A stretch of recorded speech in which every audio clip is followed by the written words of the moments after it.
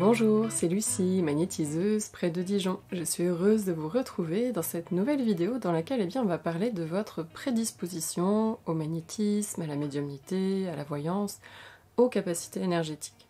Donc je vais surtout parler, quand je parlerai de prédisposition au magnétisme, mais comprenez que cela va s'appliquer aux autres capacités énergétiques. Cette vidéo, elle a été motivée par une question qui revient très souvent.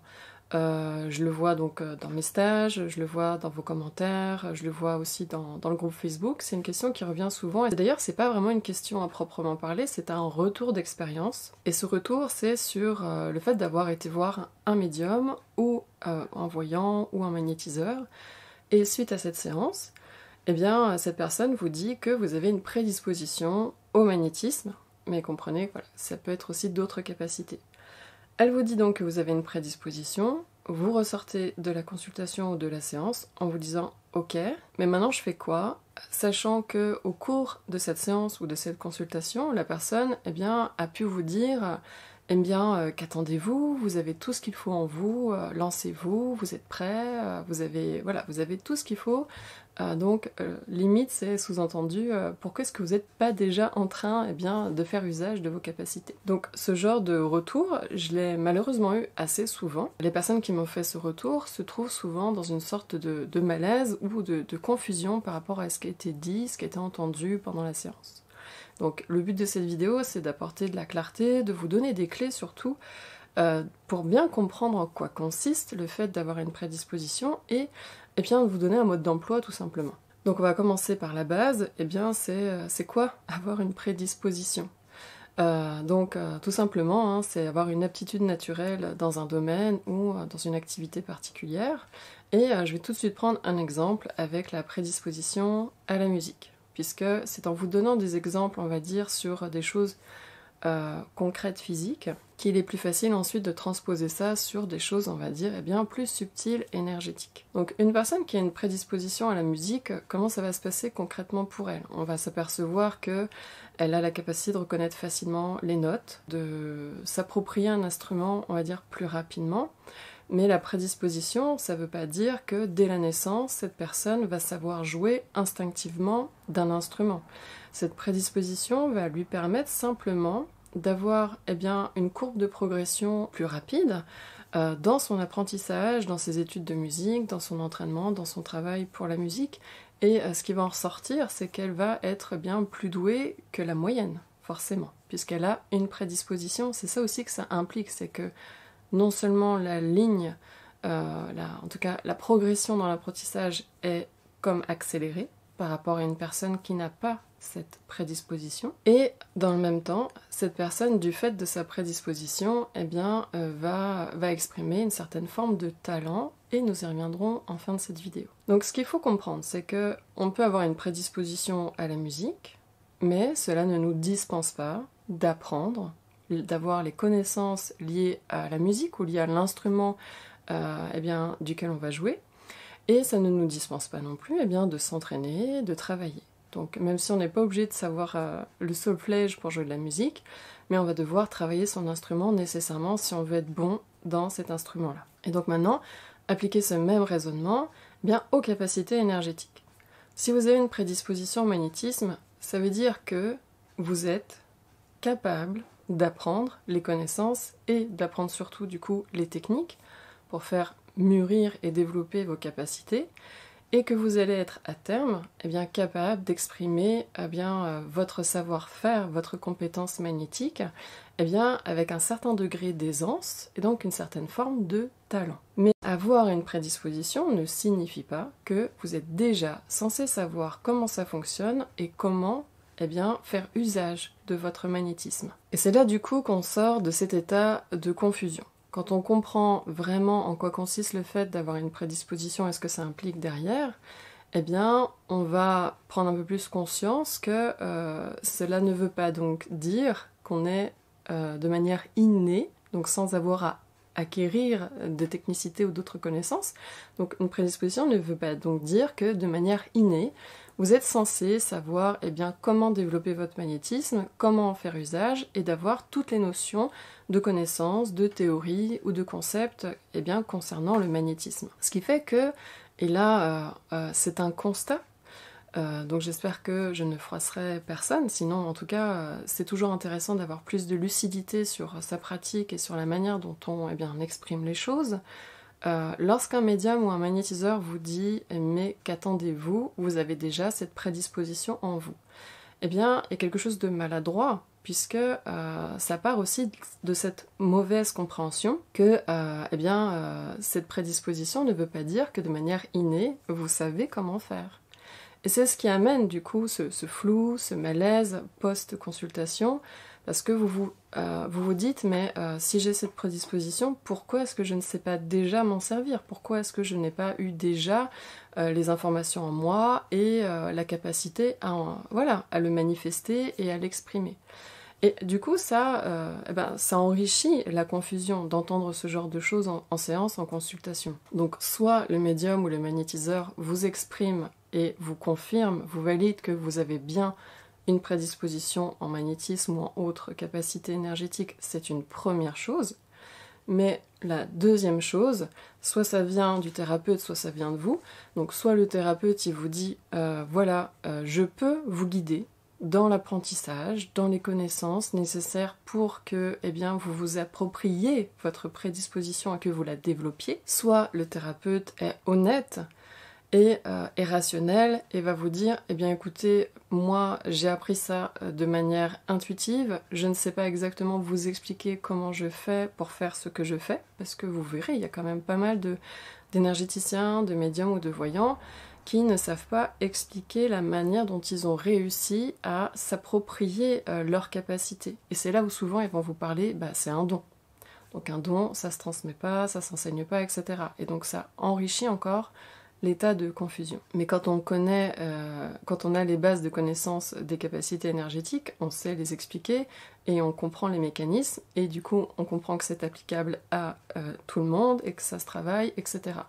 Donc soit le thérapeute il est honnête et il vous dit écoutez, je ne saurais pas vous verbaliser, vous dire et vous guider. Dans ce cas, libre à vous de trouver un enseignant dans ce domaine pour commencer à vous instruire. Ou commencer par un livre, tout simplement. Ou alors, le thérapeute ne vous dit rien du tout, et là c'est à vous de rester pragmatique, de rester rationnel, et de vous dire, ok, il m'a dit ça, mais je n'oublie pas qu'une prédisposition ne veut pas dire que je suis dispensée d'apprendre. Donc soit vous posez la question à votre médium, à votre magnétiseur, est-ce que vous sauriez m'enseigner? Et si voilà, peut-être qu'il fait des cours, peut-être qu'il fait des stages, peut-être qu'il fait des formations, soit donc il vous dit oui et c'est parti, soit il vous dit non et dans ces cas-là, vous allez chercher ailleurs cette source de connaissances et de pratiques. Donc c'est vraiment important de rester pragmatique et rationnel, parce que sinon vous risquez de sortir de cette consultation, on va dire perplexe, voire même confus, en vous remettant vous-même en question. Parce que vous prenez tellement pour argent comptant ce que la personne vous a dit, que ce n'est pas la manière dont elle vous a amené les choses que vous allez remettre en question, c'est vous-même que vous allez remettre en question. Vous allez vous dire, mais est-ce que je suis vraiment capable? Parce que, sous-entendu prédisposé, sous-entendu vous devez tout connaître de manière innée, vous vous auto-flagellez de ne pas déjà savoir. Et c'est pas logique comme raisonnement. Et je répète, vous ne pouvez pas savoir faire usage de vos capacités énergétiques de manière innée. Ce n'est pas possible. Si vous êtes médium, si vous êtes voyant, si vous êtes prédisposé à ça, peut-être que vous avez déjà des intuitions, des visions, etc. Mais de manière spontanée, sporadique, c'est pas très bien contrôlé, ça vient quand ça vient. Vous avez du mal à mettre le doigt dessus et d'avoir une prise sur cette capacité. Du coup, comment faire si ça ne vient que quand ça veut bien venir? Comment faire pour en faire quelque chose de constant et stable et de pouvoir générer les intuitions, les flashs ou les visions, eh bien, lorsque vous avez une personne en face de vous. Donc ça veut quand même bien dire qu'il faut apprendre ça, apprendre à vous mettre dans les meilleures dispositions, apprendre à développer vos capacités, et ça va être la même chose avec le magnétisme. Donc ça, si vous avez déjà eu ce type de consultation et vous vous êtes senti du coup un peu mal à l'aise suite à ça, et quitte tellement mal à l'aise que vous avez mis complètement de côté votre prédisposition à une capacité énergétique, eh bien c'est dommage. Et rappelez-vous que vous avez cette possibilité de vous instruire, d'étudier et d'apprendre, et c'est là où vous allez faire éclore, épanouir, fleurir votre prédisposition vers une compétence solide et une capacité apprivoisée, voire maîtrisée. Et maintenant j'en viens à la dernière partie de cette vidéo où je vais donc parler de la notion de talent. Quel que soit le domaine, la musique, le sport, les sciences, les capacités énergétiques, à partir du moment où une personne avait des prédispositions et qu'elle a fait ce qu'il fallait pour faire mûrir sa prédisposition et donc développer ses capacités, ses compétences dans le domaine concerné, elle va aller jusqu'à avoir du talent. Et la notion de talent, ça revient à la notion de prédisposition, c'est avoir une aptitude, on va dire, particulièrement douée pour une activité ou pour un domaine ou une discipline. Et le talent s'exprime à partir du moment où on a vraiment travaillé notre prédisposition, et que c'est devenu tellement apprivoisé, tellement maîtrisé, tellement raffiné qu'on peut parler de talent. Et ce que l'on ne va pas forcément voir de prime abord dans cette notion de talent, c'est tout l'impact psychologique que ça va avoir sur nous. Et bien sûr, on va parler d'impact psychologique positif. Au cours du processus dans lequel vous allez apprendre, vous entraîner, travailler, ce n'est pas parce que vous avez une prédisposition que tout cela va être sans effort. Au contraire, il y aura des moments où vous allez atteindre des paliers, vous allez stagner comme tout le monde, mais vous allez stagner peut-être moins longtemps, et je rappelle, votre courbe d'apprentissage va être beaucoup plus, la pente, va être beaucoup plus raide, vous allez aller beaucoup plus vite, beaucoup plus loin. Vous allez quand même connaître des phases de paliers, et au cours de tous ces processus et de ces heures d'effort, d'entraînement et de concentration, vous allez fortifier votre appareil psychologique, vous allez fortifier votre champ psychologique, parce que ça va vous amener à développer des qualités psychologiques comme la patience, la persévérance, l'endurance, le goût de l'effort aussi. L'endurance, c'est supporter la charge d'énergie, de mental, d'effort à fournir pour persévérer dans cette activité. Et toutes ces qualités-là vont vous fortifier sur un plan psychologique et vont vous apporter, on va dire, une certaine stabilité intérieure. Et ces qualités, vous allez pouvoir vous en servir aussi dans les autres domaines de votre vie. Et tout cela, ça va contribuer à nourrir votre force psychologique. Et plus on a de force psychologique, plus on est stable au-dedans de soi. Stable dans le mental, stable dans l'émotionnel, et c'est beaucoup plus confortable et agréable. L'autre chose par rapport à l'impact psychologique que va avoir le fait de développer une capacité jusqu'au degré de talent, c'est la joie. Lorsque vous êtes détenteur d'une capacité qui vous appartient, à 1000%, c'est une capacité que vous avez pleinement méritée, parce que c'est pas parce qu'on est prédisposé que ça nous a été donné comme un cadeau et qu'on a rien eu à faire. Ça veut pas dire ça du tout, ça veut juste dire qu'on a eu la chance qu'on a pu aller plus vite, plus loin, mais on a dû fournir beaucoup d'efforts, et on doit fournir encore des efforts pour maintenir son niveau. La joie dont je veux parler, c'est que lorsque vous avez obtenu par vos propres efforts, par votre propre persévérance, une capacité qui est consistante, qui est solide, qui a de la valeur, cela va donc aussi fortifier votre estime de vous-même, votre confiance intérieure et aussi votre fierté. Et là, je parle d'une saine fierté et je ne parle pas d'ego. Je parle de la notion de savoir ce que l'on vaut véritablement, tout en restant humble, parce que dans la saine fierté, il y a donc le fait de savoir que nos capacités ont une réelle valeur, que l'on peut réellement contribuer au collectif et apporter quelque chose au monde, tout en sachant qu'on n'est pas du tout rendu au bout de notre chemin, au bout de notre développement, et qu'on n'a pas atteint le stade ultime de notre développement. D'ailleurs, ça n'existe pas. on a toujours besoin de progresser. Et quelqu'un de profondément humble et tout en étant sainement fier de lui-même, c'est une personne qui sait ce qu'elle vaut, sans s'endormir sur ses lauriers, et en continuant de porter son regard au loin en se disant voilà le chemin que j'ai parcouru, voilà où j'en suis. Et il regarde devant lui et il se dit voilà, j'ai encore tout ça devant moi pour progresser. Et c'est profondément stimulant de savoir qu'on a encore tout cet espace devant soi pour grandir, pour mûrir et pour se développer. Donc je reviens à cette notion de joie, et vraiment la notion de joie qui est la plus importante au regard du talent que vous avez réussi à développer.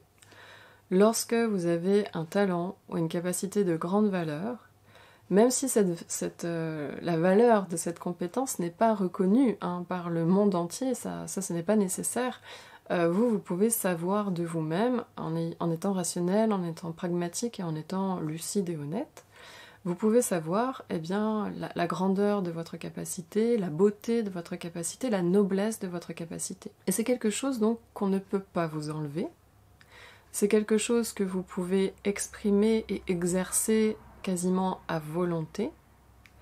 Et lorsque nous sommes dans l'usage d'une compétence, d'une capacité qui a mûri au point qu'on peut parler de talent, il se produit l'émergence de cette joie profonde. Et cette joie profonde, elle existe et elle émerge parce qu'en fait, on est dans la réalisation d'une de nos aspirations les plus profondes. Et là, c'est pas l'aspiration en tant qu'être humain, c'est l'aspiration en tant qu'esprit. Nous, esprits, on aspire à grandir. Et dans le fait de grandir, ce que l'on voit en tant qu'esprit, c'est avoir plus de puissance, et que cette puissance, en termes de niveau de conscience, de niveau d'intelligence et de force de volonté, que ce niveau de puissance va nous permettre d'accomplir et de réaliser ce que l'on souhaite voir se concrétiser dans le réel. Et en tant qu'esprit, on veut améliorer le monde, on veut embellir le monde, on veut créer, on veut ajouter, on veut créer de la valeur ajoutée au monde. Et une des manières de le faire, c'est d'avoir des capacités, des compétences consistantes qui vont nous permettre d'embellir ce monde. Et donc, non seulement on est dans l'usage de cette compétence, mais on est aussi dans la réalisation de cette aspiration profonde qu'on a réussi à obtenir par notre puissance personnelle et intérieure. On a réussi grâce à notre puissance intérieure, parce qu'on a mobilisé tellement de ressources, tellement d'énergie et tellement de qualités psychologiques pour aboutir là où on en est. Et donc grâce à notre puissance personnelle, on a réussi à obtenir cette compétence. On a donc répondu à notre aspiration la plus profonde qui est de grandir. On peut du coup impacter positivement le réel, le collectif, le monde, et le fait d'être dans l'expression de cette capacité va donc nous apporter cette double joie. Non seulement on a répondu à notre aspiration profonde qui est de grandir en conscience, en intelligence, en volonté. La volonté, c'est vraiment notre moteur premier pour agir. Quelle que soit l'action, on a besoin de volonté pour mettre en œuvre cette action. Et plus ça demande des efforts et de l'énergie, plus ça sollicite et ça muscle notre volonté. Donc quel que soit le domaine dans lequel vous développez une compétence solide et que vous développez un talent, vous allez muscler votre volonté, muscler aussi votre intelligence et muscler votre conscience. Et vous avez donc pleinement répondu à cette aspiration profonde qui est de faire grandir votre puissance intérieure. Déjà cela, rien que cela, d'avoir pu grandir intérieurement et donc gagner en puissance intérieurement, en force intérieure, déjà cela procure cette joie profonde. Et ce qui va venir ajouter encore de la joie, c'est d'être dans l'usage de sa compétence, d'être dans l'usage de son talent et de voir combien on peut embellir le monde, combien on peut impacter le monde pour le meilleur. Et c'est déjà très bien que ce soit à notre échelle. Et donc à présent, je vais faire un rapide résumé de ce qui a été dit dans cette vidéo. Vous savez à présent qu'avoir une prédisposition n'induit pas le fait que vous êtes censé savoir déjà tout de la capacité concernée. et donc déjà de retrouver plus de logique dans ce processus et de vous tourner vers une personne, vers un support qui va vous permettre eh bien, de commencer votre instruction, de vous instruire et d'apprendre les bonnes techniques pour développer votre prédisposition, la faire mûrir et que ça se transforme en compétence, en capacité. Du coup, on sort eh bien, de cet état, on va dire, de manque de clarté, de confusion et de flou, puisqu'à partir du moment où vous savez ça, vous pouvez choisir la direction dans laquelle vous voulez aller. Après, à vous de savoir si vous avez du temps à consacrer au développement de votre prédisposition, mais si c'est oui pour vous à tous les niveaux, eh bien allez-y, et vous savez aussi que ça va vous demander du temps, des efforts et de l'énergie.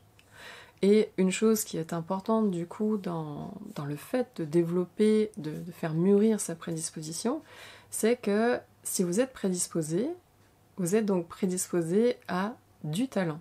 Vous êtes prédisposé au talent, et ce talent dans son expression, dans son usage, c'est ce qui va vous nourrir profondément sur un plan humain, sur un plan psychologique, ça va vous fortifier, et ça va aussi nourrir votre aspiration profonde en tant qu'esprit eh bien, à grandir tout simplement, et à faire mûrir eh bien, les trois qualités d'un esprit, la conscience, l'intelligence et la volonté. Et que de répondre à cette aspiration vous procure déjà une joie, une très grande joie, une joie profonde et douce, c'est pas une joie explosive, et qu'ensuite, en étant dans l'usage auprès des autres personnes, ou ne serait-ce que déjà pour vous-même, d'être dans l'usage de cette capacité, de ce talent, ça va aussi vous procurer de la joie. Eh bien j'ai terminé pour cette vidéo. Si vous avez des questions par rapport à ce qui était abordé, eh bien vous pouvez m'écrire en commentaire, je serai heureuse de vous répondre. Et si ça a fait écho à une expérience que vous avez déjà vécue et que vous avez envie de la partager, eh bien je serai heureuse de vous lire également en commentaire.